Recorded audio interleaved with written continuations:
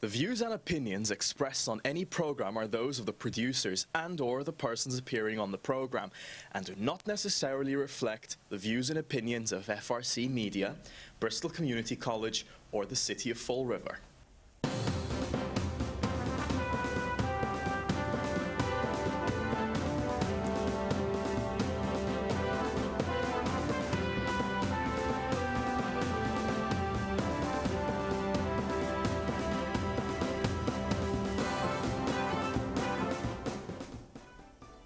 Hello, welcome to Spindle City Straight Talk. I'm Chip. And I'm CJ. And it's Hump Day, Wednesday in the Riv. You gotta move your mic up a little. You're coming in very low. Oh, okay. Maybe it's just the volume. I don't know. We don't have our assistant over here to turn up the mic while I'm here. So, is that better? Yes, much. Okay. Well, it's Hump Day in the Riv. So. We got some things to talk about. Maybe we should probably leave the actions in the Chamber of Horrors for last. Yeah, that's definitely going to be an interesting discussion. Yeah, and we can skim over the other Higgins stuff. At August 29th, 1811-01. So. Okay. Well, Boston Herald moved to Braintree, so again they're running out to the burbs in the dying industry. So. You have a new message from Patrick Higgins at August 29th, 1811-01. I'm telling you, these people are already, starting to get us going. Yeah. So the Herald is moving. Boston Herald is moving. Not the Herald News, the Boston Herald. So out to the burbs from South Boston over to Braintree.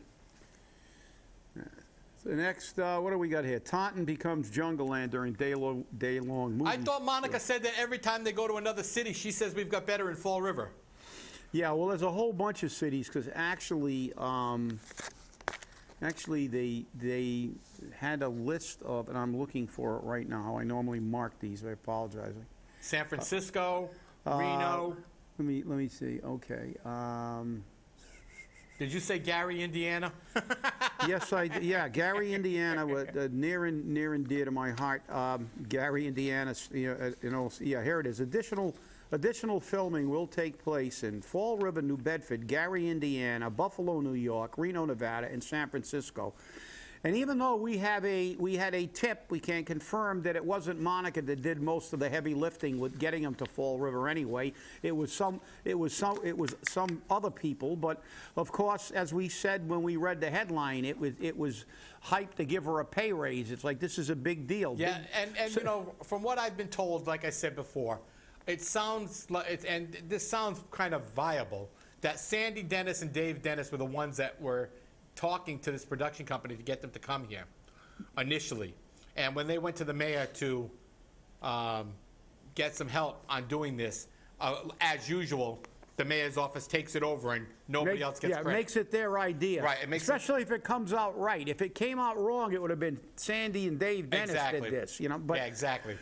But Gary, Indiana, the home of Tony Zale, a man famous to boxing fans who had some great fights with Rocky Graziano, Martha Ray's comedic partner later in life after he was the middleweight champion of the world. He was called the Steel Man from Gary, Indiana. Little boxing trivia. But, you see all these other places, like number one, it's not a big deal. A couple people get some maybe extra work. And, they may, much to do about nothing, but it's all about publicity and hype. To give all his cronies, oh, look at the great job they're doing. They're doing virtually nothing 90% of the time, and if they get anything done, be it how minuscule, it becomes a front page news story, and that's just ridiculous. Well, the Herald News doesn't have a lot to publish. Yeah, the Standard Times doesn't. Except stuff they don't want to publish, like all the shootings and stuff.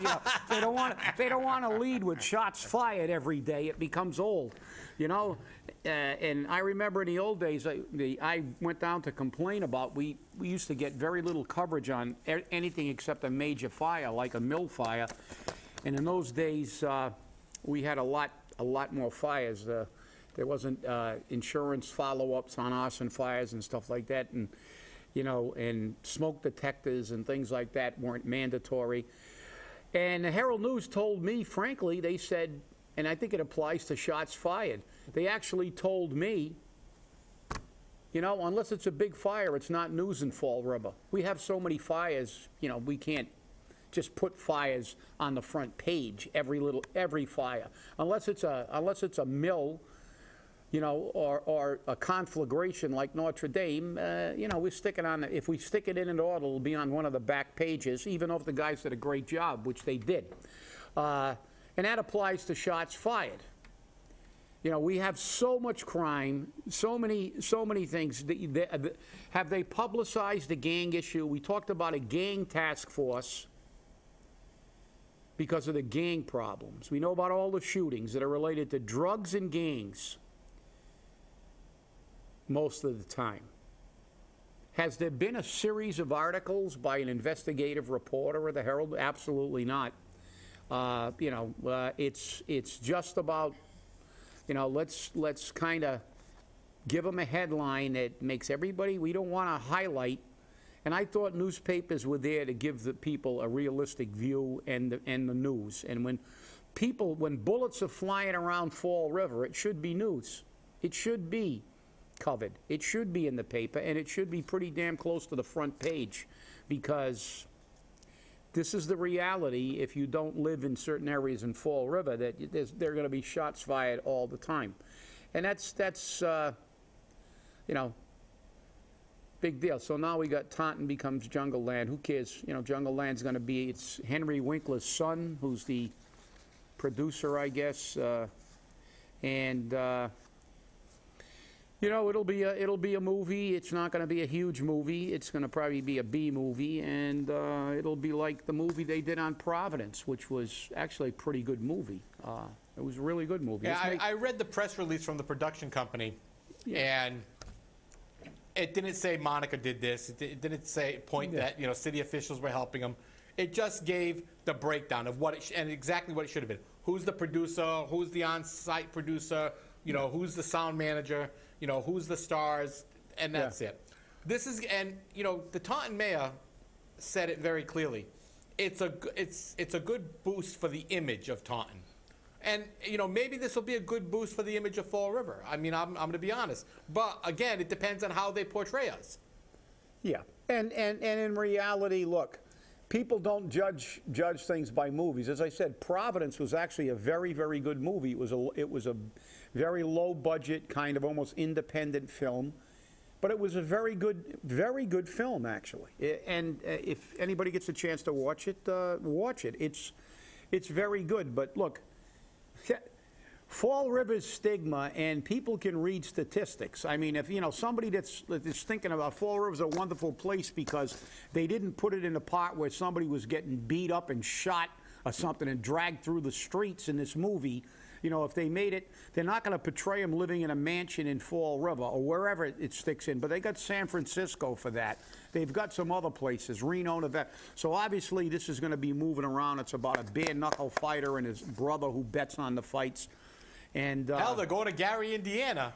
Yeah, they're going to Gary, Indiana, the home of one of the most famous middleweights ever. You know, if you're a boxing aficionado, as I know that Mark Monroe Dion is also a big fan of boxing. So he would know the name, and he would know, I would assume he would know who the steel man from Gary, Indiana was. But look, this is a movie.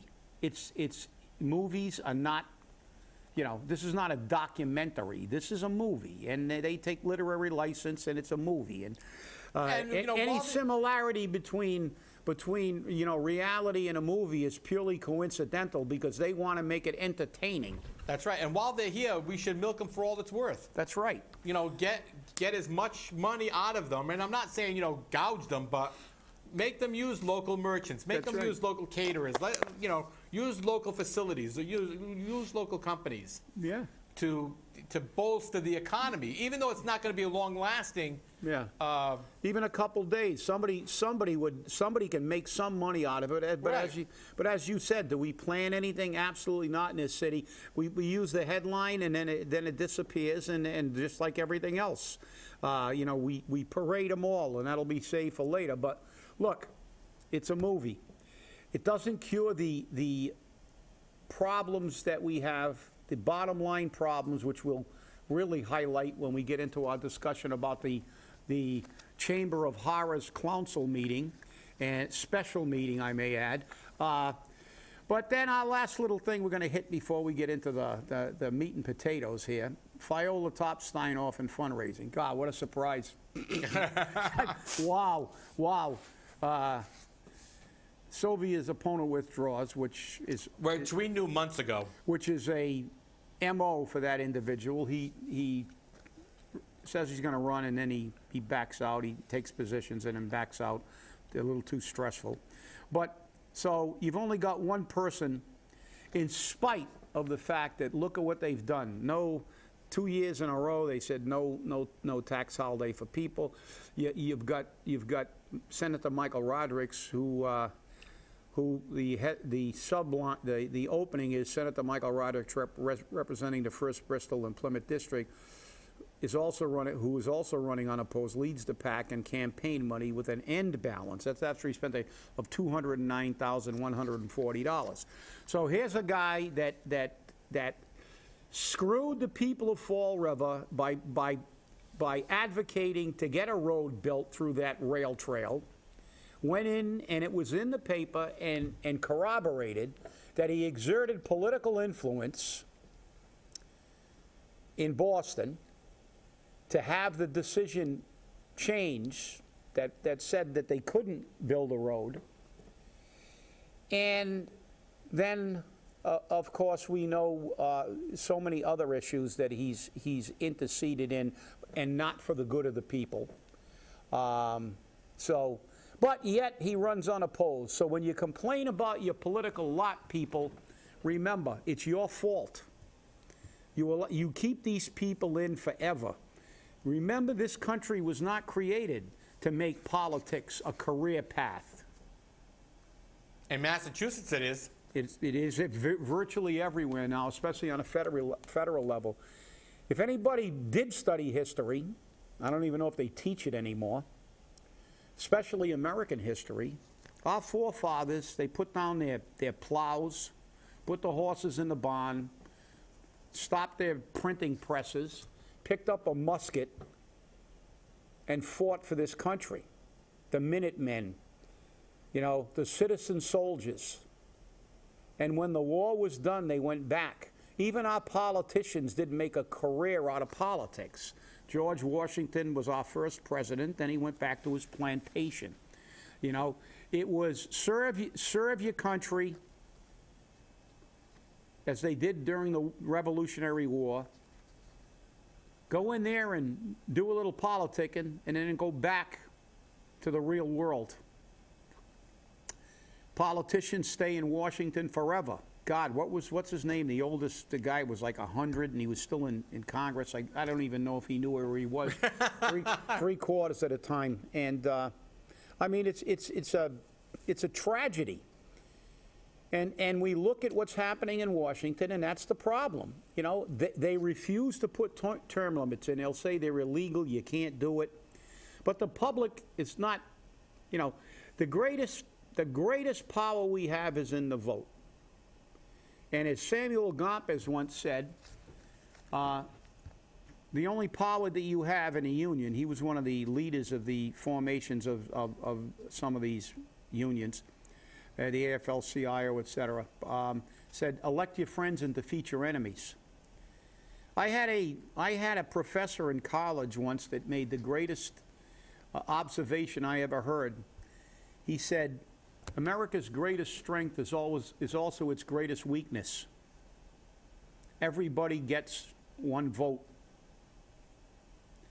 And he said, you get someone who wants to make a change, is educated on the issues, will vote for the betterment of the country, and his vote is canceled out by somebody who votes for well, he didn't say chow mein sandwich, but he said fundamentally, they will vote based on marketing. They like the guy's hair. This guy doesn't look as good. If Abraham Lincoln, to me, one of our two greatest presidents, Abraham Lincoln and Theodore Roosevelt, both of whom were Republicans, by the way, when the Republican Party was a completely different party, he wouldn't get elected because he wasn't the most attractive looking man. And, you know, he was a great president, articulate. He held this nation together during its most trying time. And he, you know, some of his writings are amazing. I mean, just the Gettysburg Address, in and itself, that was written in like 10 minutes or 15 minutes on the way to Gettysburg. You know, it's something that is, you know, carved into his statue in Washington because it's so, you know, it's so profound and it meant so much. But, you know, that was a time when people, you know, got rid of these clowns. And, you know, we hear it now, but it never gets done. It's always the other guy can get rid of his. I like mine because I can call his office and I know his legislative aid. I might be able to get a favor. So everybody else throw theirs out. You drain the swamp. I'll keep my swamp inhabitant there. And that's one of the problems we have. And now to switch to the local level, our Chamber of Horrors special meeting. God. Or as it can be encapsulated, screw you, taxpayer. Yeah, I would definitely say so. I would definitely say so. But I'm going to say right now, this is your fault, especially you Dickinson Street people. One person, maybe two people from Dickinson Street showed up and spoke against allowing them to use that entryway. And you're all complaining about it, but you don't do anything about it. And I understand, because I get frustrated too, because I feel like I go there and I'm talking to a wall. And then when you look at the fact that Pamela Liberté LeBeau sponsored the resolution to issue a cease and desist order, and then she votes to allow them to take it. Why? Because there was, oh, it's for the kids, it's for the safety for the kids, it's for the safety. No, it's not. It's for the convenience of the parents. It's for the convenience of the school.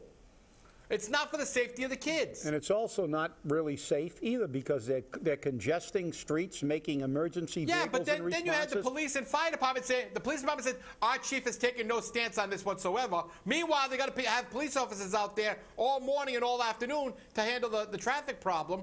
And the fire chief says, we don't have a problem. We can still, the cars move aside for us.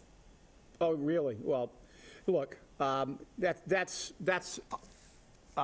absurd. You want to know how many times I spent basically 25 years as a chief officer? You know how many times I got stuck in traffic? A lot, because you can't move sometime.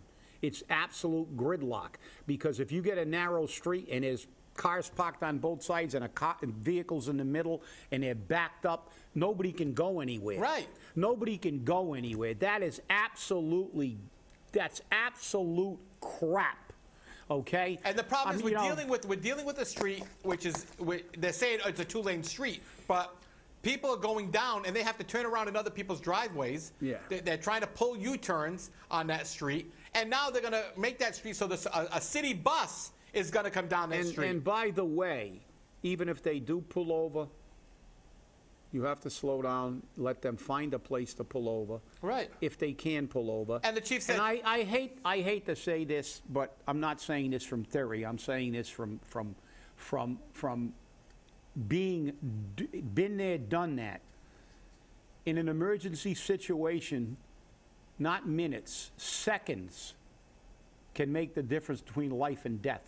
Yeah, but the chief turned around and said, most cars pull aside, so the delay will be minuscule. Yeah, well, you know, let's see if there's a tragedy, and God forbid, and I'm not wishing that, you know, see what happens when minutes and seconds count. As a matter of fact, I remember a big controversy many years ago with former State Representative and Mayor Bob Correa, because his mother fell ill and there was a delay with the rescue getting there. And he went absolutely ballistic. You know, and he was justified in being upset. You know, seconds in those instances can mean life or death. As a matter of fact, had we not gotten there, and we only had a few seconds, and you know that because it touched you directly. I can say without a moment's hesitation, and I will bring every officer that was at that fire, when your aunt threw 2 babies out a 3rd floor window and then disappeared into that building, and rescue went in to get her, they had about 10 seconds before we could only hold it for a little while. As a matter of fact, I told the officer, if she's not in the 1st room or 2nd room, you got to get out because we can't hold this. And we can only hold it a minimum amount of time, and we're not going to, you're not going to be able to stay in there because you're going to be a fatality too.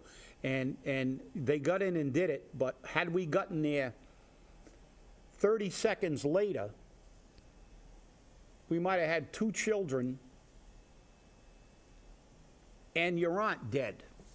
And that's not being melodramatic. That's just a fact. And, for people to say this because, I don't want the mayor to get on me. Everybody's intimidated, and I understand that. These people from Dickinson Street, they don't want to go on. They'll get their name and number. They'll be getting calls. There'll be people will harass them. They'll do everything they can to make their life uncomfortable. But you know something? You can't leave these people in office. You can't have people who don't care about, move away. Some guy said he's going to move away. Well, that's what they want. They already told you that. If you don't like it, move. That's the attitude. You've owned a house in that area for 30 or 40 years. And the city of Fall River, number one, they allow that place to be put there, which they shouldn't have done in the first place. And the city invested money in it. And they invested your money, your tax dollars in it. Now we got another fiasco, and they just go, oh, march the kids in, march the Girl Scouts in, march everybody in, and let's just give them whatever they want, because once somebody marches in there and they start using the old human shields, it shrinks to the size of BBs, and it's shrinking to the size of BBs. Nobody can do anything. And the thing that's really disturbing is they'll talk about this for an hour. They talked about it for almost 2. Yeah, well, hour, 2. I've seen it go on for 4 or 5 hours on some issues. We've seen it go on into the wee hours of the night. And when all is said and done, they do exactly what you expected. And they cave. They fold up like an accordion.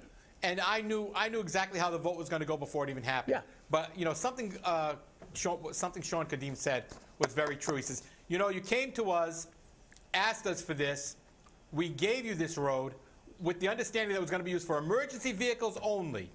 Now all of a sudden you come to us and you want it to be used to allow buses to come through. Seems to me to be the bait and switch. Yeah. And number one, and they're saying, and he says, I don't think that that's a bait and switch, but that's what it appears to be. And the BD, the director goes, no, it's not a bait and switch, but we need this. We're trying to make this the best way possible. No, you're not. You're trying to make it convenient for you. Yeah. And emergency access is supposed to be emergency access. So, all you people that go to the malls and park in the fire lanes and they tell you to get out, say, no, I'm not going to get out. My kid's got to go to school in a few minutes, so I got to stay here so I can get my kid to school on time. The hell with the law. The hell what it's supposed to be. The next time you're on a highway and you got those crossovers that the state police use and are only used for emergency vehicles, just bang a left and just tell them, I'm from Fall River. That's right. We can do that. We can do that. It's for the convenience of the parents and the kids. The hell with it. It's an emergency access, but we don't care. Which, by the way, the fire chief did say that the school was guilty of having their parents park in the fire lane. Yeah, well, and what has been done about it? Well, according to the chief, he says, and I'm sure, he didn't say he knew, I'm sure that the school has handled that and has stopped that problem. Of course. Until next week. Right. Until next week. And I'm sorry, but I've never in my life seen such a spineless bunch of city councilors at all. Yeah, well, like I said, they talk a good game. The only 2 that voted against it was Sean Kadim and Steve Camara, and they both said the same thing. We do not believe that every possible option has been used. Yeah, well. And there's probably another resolution, another way to resolve this issue. But they didn't want to. They took the easy way out. And of course, this mayor, for some reason, supports this charter school like there's no tomorrow. They must be giving him money. They must be giving, I got to look at the campaign finance reports because they must be giving him money. And by the way, he's having a fundraiser today for $125 a head at the Battleship Cove again. Good. Well, that's go to his legal defense. No, that's going to his campaign account. His campaign account's broke. But it'll end up somewhere. But look, the fact is, emergency accesses are there for a reason, and you know, I was the guy everybody hated when I was on, because at Christmas time I'd go to the malls and they'd all be parked in the fire lanes, and I'd call the police and tell them to move them, and they used to get upset at me. But you know, I felt that was, you know, my job, because many. I know St. Anne's Hospital doctors weren't happy with you. Yeah, and I had St. Anne's doctors towed out of the fire lanes too, because I had a fire there and they were in the way. I also had a fire at the Harbor Mall one time, and we actually dragged the hose. We had to drag the lines in over the top of a vehicle. And of course, they complained about it. Oh, the guy actually got arrested because we came out and he started screaming at us because we scratched his car. And I said, well, you're in a fire lane, and we had a fire. We had to get the lines in. We can't, and there was a whole line of cars. Right. So I had the trucks basically box them in. I told the apparatus to get at either end of those 4 or 5 cars. It was right in front of the door we had to make entry in, and had the other trucks so it would be difficult for them to get out, so they could be there for the police to tag them. And we dragged the line right over the top of one of the vehicles in front of the door. And he ended up, you know, when we got the police, he got into an argument. The police almost assaulted the police officer, and I arrested him. So again, it's like, why are you inconveniencing me? That's only a damn fire lane. Who cares? That's just decoration. Well, again, and that was created to be an emergency access. And for emergency personnel to try to diminish that is just wrong, in my opinion. And now you can all say, oh, look at him, he's trying to crucify. No, I'm calling it the way I saw it. And I did it when I was on the job, too. Hey, I remember, you know, TV and movie shows where they parked in the fire lane and they'd break out the windows and run Oh, believe me, I always wanted to do that, but there are no hydrants in the fire lanes at the Harbor Mall. Right. So, but we had to, but we had the engine, and the pump was, so, but that's what we had to do. I didn't do it to be facetious. I did it because it was the only thing we could do to get the line in there. And as I said, seconds and minutes count. That's a mall. You know, it was a clothing store, and it had a pretty good fire load in it, and we wanted to knock it down while it was still in the incipient stage. So the reality is that that's what you got to do. But, you know, for people to go, well, you know, it's okay, and go in there and justify it, you know, where are the Cleones?